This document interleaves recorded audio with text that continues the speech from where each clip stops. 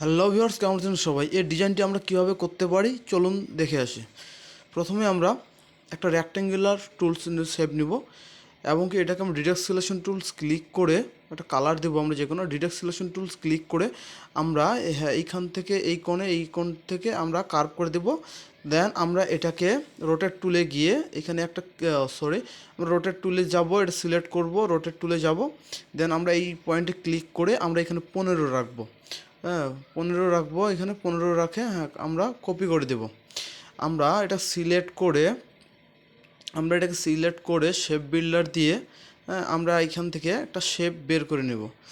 একটা শেপ এই বাড়তি শেপটা আমরা কাটে দেব, এখানে একটা ওকে করব। দেন আমরা এটাকে একটা গ্রেডিয়েন্ট কালার ইউজ করব। গ্রেডিয়েন্ট কালারটা দেই।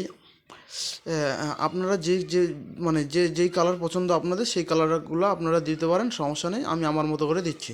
আমরা গ্রেডিয়েন্ট কালার ইউজ করব।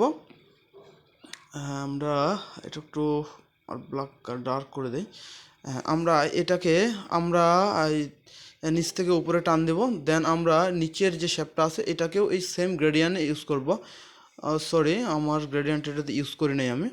এই নিচের যে গ্রেডিয়েন্টটা আছে নিচেরটাতেও সেমভাবে এই গ্রেডিয়েন্টটা ইউজ করব। দেন আমরা এটা উপর থেকে নিচ পর্যন্ত দিব। না, নিচ থেকে উপর পর্যন্ত দিব। এর আগেরটা কীভাবে দিচ্ছি, উল্টা করে দেবো, নিচ থেকে উপর পর্যন্ত দিব। বাস হয়ে গেছে। দেখেন একটা আলাদা রকমের কিন্তু শেপ তৈরি হয়ে গেল আমাদের গ্রেডিয়েন্টটা ইউজ করার ফলে। দেন আমরা রোটেটে যাব, রোটেটে গিয়ে আমরা এখানে রাখবো 20। হ্যাঁ, দেন কপি। দেন কন্ট্রোল-D দিয়ে কিন্তু আমরা এটাকে কপি করে নেব। কন্ট্রোল-D দিয়ে আমরা এটাকে কপি করে নেব। দেখেন আমাদের শেপটা কিন্তু তৈরি হয়ে গেল। এরকম সুন্দর সুন্দর ডিজাইন পেতে বা শিখতে সাথে থাকবেন। ভিডিওটা কেমন লাগলো, সাথে ধন্যবাদ।